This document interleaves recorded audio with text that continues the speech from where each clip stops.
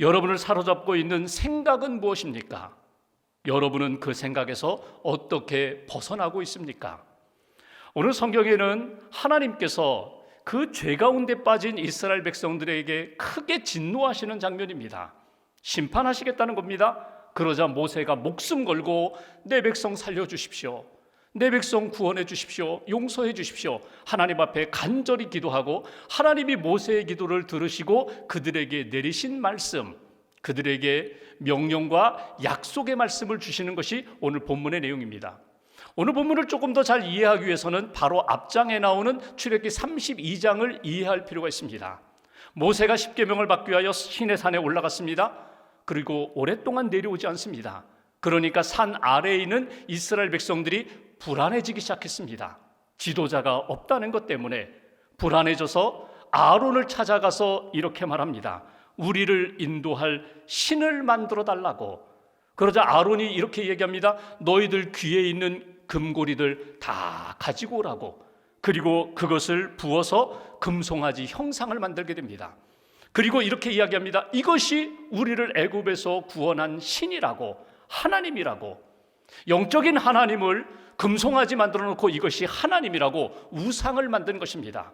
그리고 거기에 제단을 쌓고 번제와 화목제를 드리는 것입니다. 이것을 하나님이 보시고 진노하셨습니다. 그리고 모세에게 말씀하십니다. 이 백성이 부패하였도다. 이 백성이 목이 곧은 백성이 되었도다. 내가 이 백성을 심판하겠다고. 그러면서 모세를 내려보내게 됩니다. 모세가 내려와 보니까 가관이 아니에요. 춤추며 아주 요란합니다. 번제를 드리고 있습니다. 그 제사 드리는 이스라엘 백성들을 향하여 하나님으로부터 받은 십계명 두 돌판을 내려 던지게 됩니다. 그리고 하나님의 심판의 역사로 3,000명이 죽는 사건이 나타납니다. 이 사건 속에 모세가 또 하나님 앞에 기도합니다. 하나님 불쌍히 여겨달라고, 용서해달라고, 회복시켜달라고. 그렇게 하나님 앞에 부르짖는 모세의 기도를 들으시고 주신 말씀이 오늘 본문 출애굽기 33장의 내용입니다.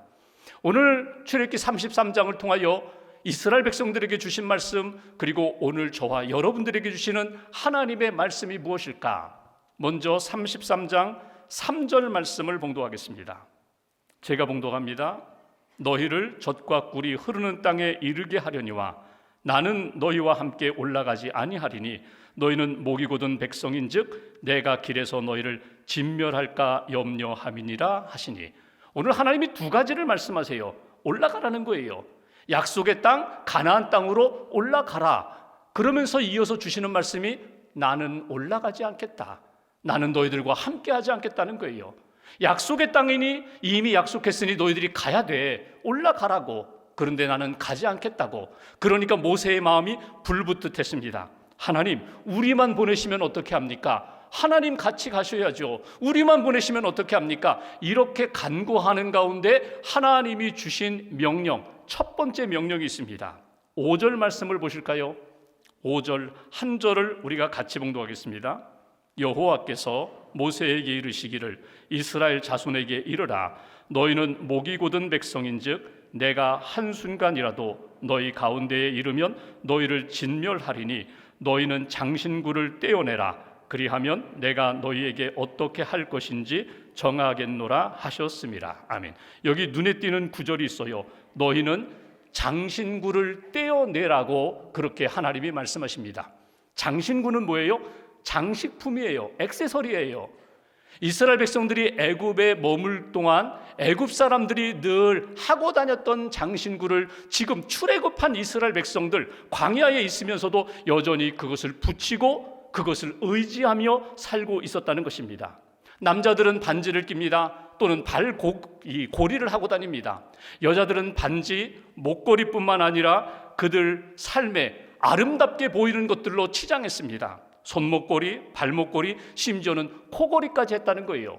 문제는 이 장신구가 이방 우상과 연결된 의미를 가지고 있다는 거예요. 그러니까 지금 과거에 애굽에서 머물 동안 그렇게 가지고 있었던 장신구, 애굽 사람들이 하나님이 아니라 이방신, 우상을 섬기는 그런 마음을 가지고 있었던 것처럼 그들도 은연중에 이런 장신구를 의지하면서 살고 있었다는 것입니다. 그래서 하나님이 말씀하십니다. 그 장신구를 떼어내라, 버리라는 거예요. 던져버리라는 거예요. 온전히 하나님만 의지해야 할 사람들이, 구원받은 백성이 하나님 외에 다른 것들을 의지해서는 안 된다고. 그런 마음과 그런 삶이니까 결국은 금송아지 만든 것 아니라고 하나님이 책망하시는 그런 말씀입니다. 여기서 우리에게 주시는 첫 번째 명령이 있어요. 너의 장신구를 버리라는 거예요. 여러분, 이 말씀은 우리의 삶 가운데, 생활 가운데 이미 깊숙이 들어와 있는 우상을 던져버리라, 우상을 깨뜨려라, 이것이 주시는 메시지예요. 오직 하나님만 섬겨라. 하나님 외에 의지하고 사랑하고 애착을 가졌던 것들이 있다면 버리기로 다시 한번 결단하라, 이것이 주시는 메시지예요. 이스라엘 백성들이 애굽에서 나와 광야 살면서 조금만 어려움이 생기면 그들이 늘 입버릇처럼 했던 이야기가 있습니다. 우리가 애굽에서 살 때에는 이런 일이 없었는데, 우리가 애굽에서 살 때에는 참 좋았는데, 그때에는 파, 마늘, 부추 먹었는데, 수박 먹었는데, 고깃가마 곁에서 고깃국물 먹었는데 광야에 나오니 이렇게 먹을 것이 없다고 투덜거리며 원망했던 이스라엘 백성입니다. 이스라엘 백성들 애굽에서 살던 문화가 아직도 그들 마음 가운데 자리 잡고 있다는 것입니다. 과거의 생각, 과거의 말투, 과거의 잘못된 습관, 그리고 어둠의 것들을 지금도 품고 있었는데 그 모든 것들을 정리해야 된다고, 이것이 하나님이 주신 명령입니다. 오늘날 나의 삶에 있는 장신구는 무엇일까? 내 삶에 하나님이 기뻐하시지 않는 액세서리는 무엇일까? 나의 장신구가 나를 꾸미고 나를 자랑하고 나를 드높이고 내세우려는 것이 있다면 그것은 곧 나의 장신구가 될 것입니다. 하나님과 나 사이에 깨끗하게 진실되게 만나야 되는데 만나지 못하도록 걸림돌이 되는 것이 있다면 그것이 나의 장신구가 될 것입니다. 아름답게 보이지만, 화려하게 보이지만 결국 나로 하여금 죄를 짓게 만들고 하나님을 떠나게 만드는 유혹들이 있다면 그것이 나의 장신구가 될 것입니다. 오늘 아무리 아름답게 보이고 화려하게 보이고 아무것도 아닌 것처럼 보일지라도 그것이 하나님과 나와의 관계 속에서 걸림돌이 되고 있다면 그 장신구를 벗어 던져라, 이것이 오늘 우리에게 주시는 메시지예요. 한 집사님의 간증이 있습니다. 이분은 군인이에요. 계급은 대령이에요. 연대장입니다. 그리고 교회에서는 안수 집사님이십니다. 어느 주말 이른 아침에 공중 목욕탕에 갔어요. 그 읍내에 있는 목욕탕에 가니까 이른 아침이라 사람들이 많지 않았습니다. 열심히 몸을 불리고 떼를 밀고 있는데 한 청년이 자기 곁에 와서 떼를 밀게 됩니다. 청년을 보니까 머리를 짧게 깎았어요. 군인 아닌가? 병사 아닌가? 이런 생각하고 자기 몸을 이렇게 닦고 있는데 그 청년이 다가오더니 아저씨, 저 등 좀 밀어주세요, 부탁하는 거예요. 열심히 등을 밀어줬어요. 목욕을 마쳤습니다. 그리고 나가서 이제 옷을 입는데 그 청년이 눈에 보이는 거예요. 청년이 옷을 입는데 딱 보니까 군복을 입고 있어요. 어떤 부대인가? 부대 마크를 보니까 자기 부대예요. 자기 부대 병사예요. 계급은 어떤가 보니까 여기 2개, 일병입니다. 1등병이에요. 그 순간 이 집사님 마음 가운데, 연대장 마음 가운데 괘씸한 생각이 들었어요. 이놈 봐라, 우리 부대 부대원인데 일병이 연대장도 알아보지 못하고 이놈 봐라.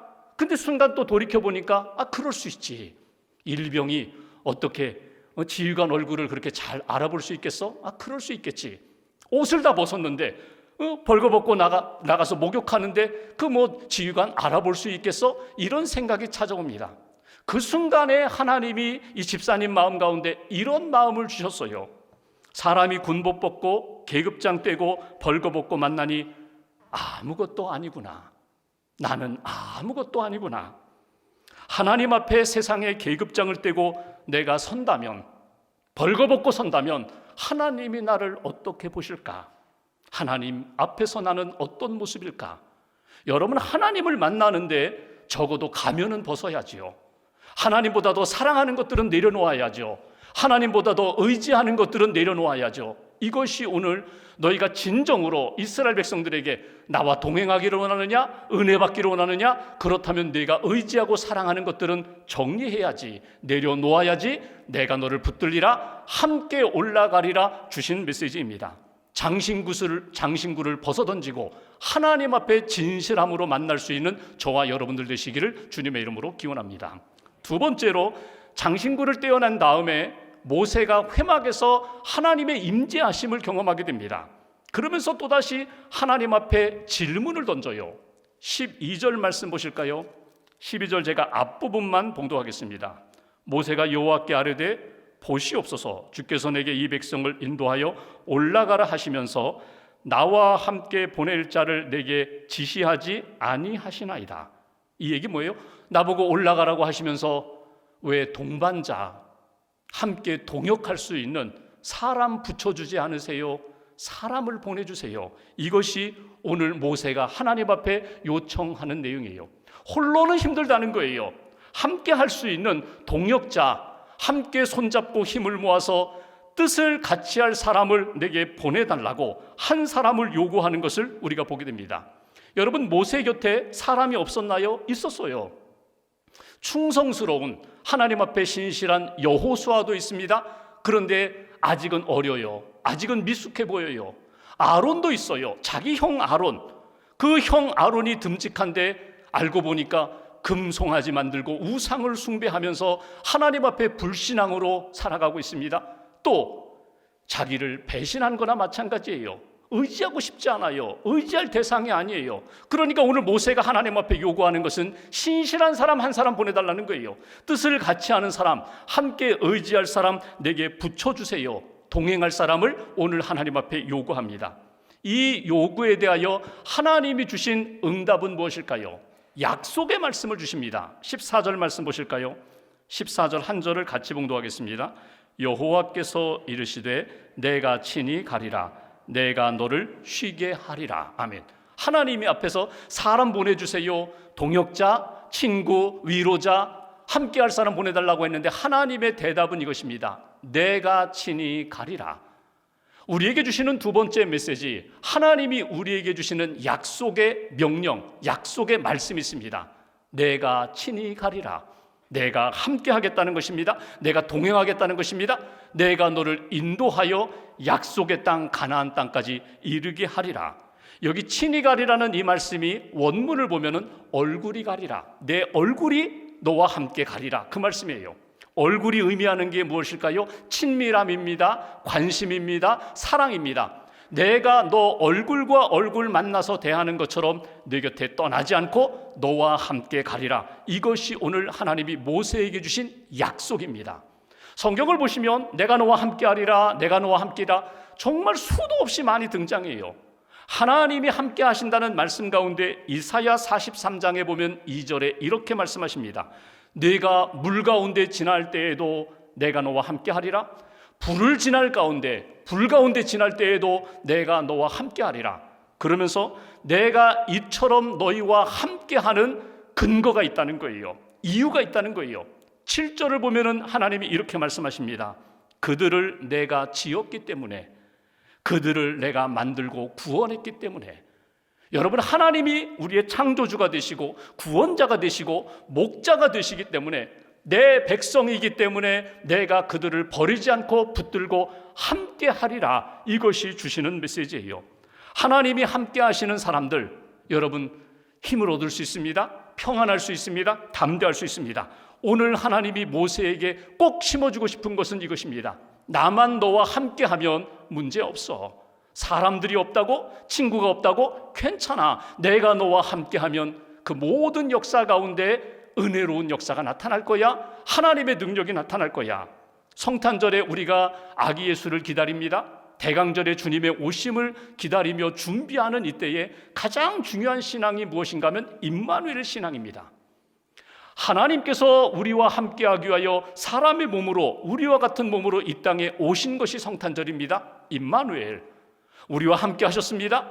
십자가의 보혈로 우리의 모든 죄를 씻어주시고 자녀 삼아주셨습니다. 부활 승천하시면서 제자들에게 내가 세상 끝날까지 너희와 항상 함께 있으리라 약속을 주셨습니다. 성탄절에 우리가 놓치지 말아야 할 신앙이 있다면 주님 나와 함께 하심을 감사합니다. 주님 나와 함께 하심을 믿습니다. 이 주님과 동행하는 임재의 신앙을 우리가 놓쳐서는 안 된다는 것입니다. 그런데 성경을 보십시오. 오늘 모세는 사람을 요구했는데 하나님이 내가 친히 가리라, 내가 내 얼굴로 너를 붙들러 주리라, 함께하리라 이렇게 말씀하신 다음에 모세는 제3의 인물을 요구했어요. 아론 아닙니다. 여호수아 아직은 아닙니다. 하나님 새로운 사람 보내주세요. 그런데 하나님은 새로운 사람 보내주지 않으셨어요. 오히려 그 주변에 있던 아론과 여호수아를 통하여 하나님의 동역자로 하나님이 만들어 가시는 것을 볼 수 있습니다. 하나님이 함께 하시니까 내 주변에 있는 사람이 변화되는 거예요. 아론, 그렇게 불신한 가운데 우상을 숭배했던 그 아론이 변화되어서 모세의 동역자가 됩니다. 여호수아, 지금은 미숙하고 성숙하지 못하다고 생각했는데 성숙해져서 결국은 모세의 후계자가 되는 것을 우리가 볼 수 있습니다. 내가 주님을 모시고 주님과 함께하는 삶을 살아갈 때 내 주변의 사람들도 하나님이 바꾸어 주신다는 거예요. 더 중요한 것은 무엇인지 아세요?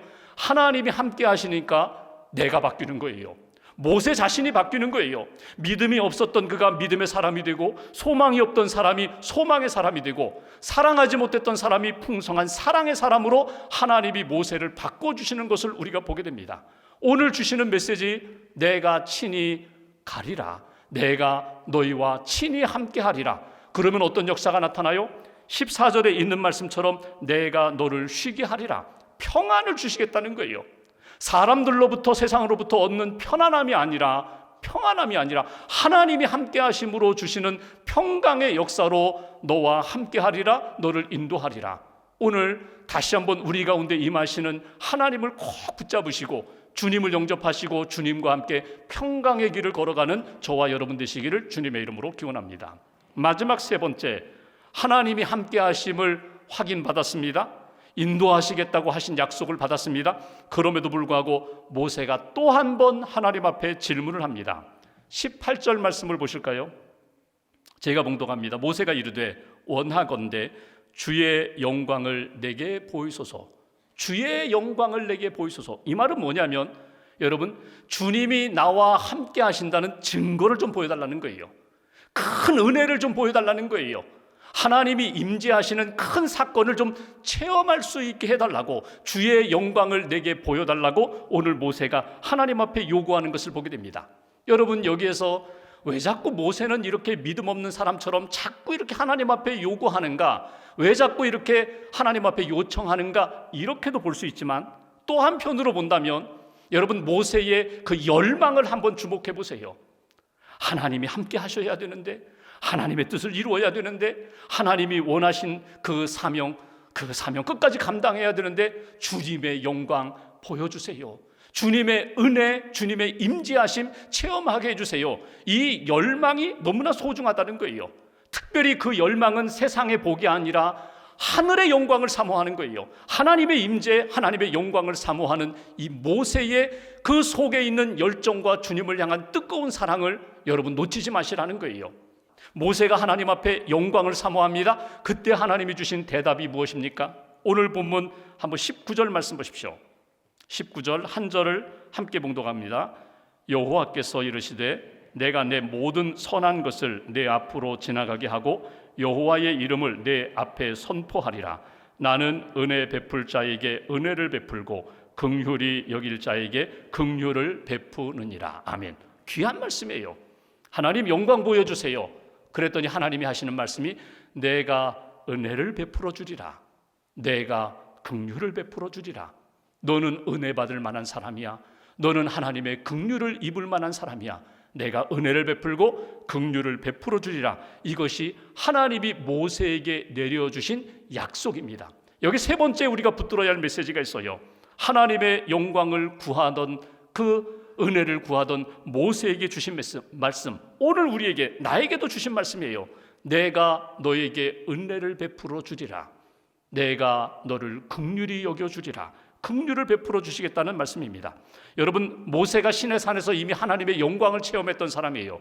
하나님과 교제하면서 하나님의 영광을 받았던 사람인데, 또 내려와서 회막에서, 성막에서 하나님의 임재하심과 영광을 체험했던 사람인데 끊임없이 영광을 요구해요. 은혜를 요구해요. 과거의, 어제의 영광과 은혜가 아니라 하나님 오늘 내가 다시 한번 하나님의 영광과 은혜를 경험하게 해달라고 그렇게 요구할 때 내 은혜가 내게 족하다, 내가 너에게 은혜를 베풀어 주고 있다, 놓치지 말아라, 붙잡아라, 긍휼을 베풀고 있다, 놓치지 말아라. 이것이 하나님이 모세에게, 저와 여러분들에게 주시는 메시지예요. 그러면서 모세에게 21절 22절을 보면 이렇게 명령하십니다. 반석 위에 서라. 그 반석 위에 서라. 내가 지나갈 거야. 그리고 그 반석 틈에다가 모세를 이렇게 숨게 만드신 다음에 그의 손으로 모세를 이렇게 덮어주셨어요. 그리고 지나가십니다. 하나님의 임재하심, 하나님의 동행하심을 모세로 하여금 체험하게 만들어주시는 역사를 경험하게 됩니다. 여기 주목할 구절이 21절에 나오는 그 반석 위에 서라는 말씀이에요. 여러분, 이 반석이 어떤 반석일까요? 구약의 광야에 있는 한 바위일 것입니다. 그런데 사도 바울은 고린도전서 10장 4절에 그 반석이 바로 예수 그리스도가 되신다고 그렇게 해석을 했어요. 구약의 광야에 있는 한 바위이지만 영적으로 본다면 예수님 이 땅에 오신 다음에, 예수님 십자가의 보혈로 우리를 용서하신 다음에 우리가 하나님의 영광과 은혜를 체험하려면 어디로 가야 되는가? 예수님께 가야 된다는 거예요. 예수님의 이름을 의지해야 된다는 거예요. 예수님이 주시는 은혜 가운데, 그분의 구원 가운데 살아가는 것이 하나님의 은혜를 받는 자의 모습이라고 우리에게 가르쳐 주십니다. 오로지 그 반석 위에 예수 그리스도의 이름과 은혜 위에 살아가는 인생이 되라고, 그 반석 위에 굳건하게 서는 인생이 되라고 우리에게 가르쳐 주십니다. 오늘 하나님의 영광을 추구했던 그 모세, 하나님의 동행하심을 추구했던 그 모세에게 하나님이 주셨던 명령과 약속의 말씀 다시 한번 꼭 붙잡으시면 좋겠어요. 우리가 금년 한 해 출애굽기 말씀을 쭉 보았습니다. 출애굽기를 보면서 하나님이 이스라엘 백성들을 애굽에서 어떻게 구원하셨는지, 시내산에서 어떤 말씀, 십계명과 율법 어떤 말씀을 주셨는지, 구원받은 백성은 마땅히 이렇게 살아야 된다는 것, 그리고 성막을 만들라고 하시면서 내가 성막에서 임재와 영광과 회복과 은혜를 주리라 약속하신 말씀이 이 출애굽기의 말씀이에요. 여러분, 출애굽은 이스라엘 백성들, 구원받은 백성이 가나안 땅까지 올라가는 구원받은 자의 여정이거든요. 신약으로 이야기하면 예수 믿고 구원받은 사람이 예수님을 따라가는 제자도의 삶이거든요. 제자의 길을 걸어가는 것이거든요. 어떤 삶이 되어야 할까? 출애굽기를 마무리하면서 우리에게 주시는 메시지가 있어요. 구원받은 자답게 믿음의 길을 걸어가라. 예수님을 믿고 예수님을 닮아가는 사람답게 진짜 제자의 삶을 살라고. 제자도를 이야기할 때에 세 가지 중요한 것들을 이야기합니다. 이걸 three totality라고 그렇게 표현하거든요. 첫 번째, total acceptance, 전적인 수용입니다. 하나님이 어떤 말씀을 주시든지 아멘, 믿음으로 수용하는 거예요. 하나님이 내 삶에 어떤 사건을 주시든지 그 사건을 내게 주신 사건으로 믿음으로 수용하는 거예요.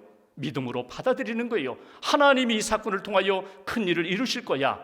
아멘의 신앙, 믿음의 신앙, 믿음의 사람이 되라고. 두 번째가 토탈 디스플린입니다. 전적인 훈련. 하나님이 홍해로 인도하셔도, 광야로 인도하셔도, 메마른 땅으로 인도하셔도 저는 하나님을 따라가겠습니다. 믿고 따라가겠습니다. 끊임없이 훈련받으며 구원받은 백성답게, 예수님의 제자답게 살겠습니다. 디시플린, 훈련을 잘 받아야 디사이플, 제자가 되는 거예요. 하나님의 백성이 되는 거예요.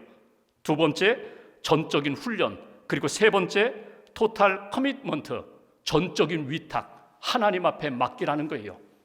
하나님, 내 삶을 하나님 앞에 드리고 맡깁니다. 하나님, 내 문제를 하나님 앞에 드리고 맡깁니다. 믿음으로, 감사함으로 하나님 앞에 맡길 때에 선한 역사를 이루심을 믿습니다. 이것이 구원받은 백성, 예수님을 믿고 따라가는 제자의 삶이라는 것입니다. 오늘 주님이 우리에게 말씀을 하십니다. 너의 장신구를 버려라. 내가 친히 너와 함께하고 내가 너와 함께 가리라. 은혜를 베풀리라, 긍휼을 베풀리라. 하나님이 주시는 그 말씀, 명령, 그리고 약속을 꼭 붙잡으시고 하나님의 임재하심과 영광 가운데 오늘도 은혜의 삶, 믿음의 삶 잘 살아가는 저와 여러분들 되시기를 주님의 이름으로 축원합니다.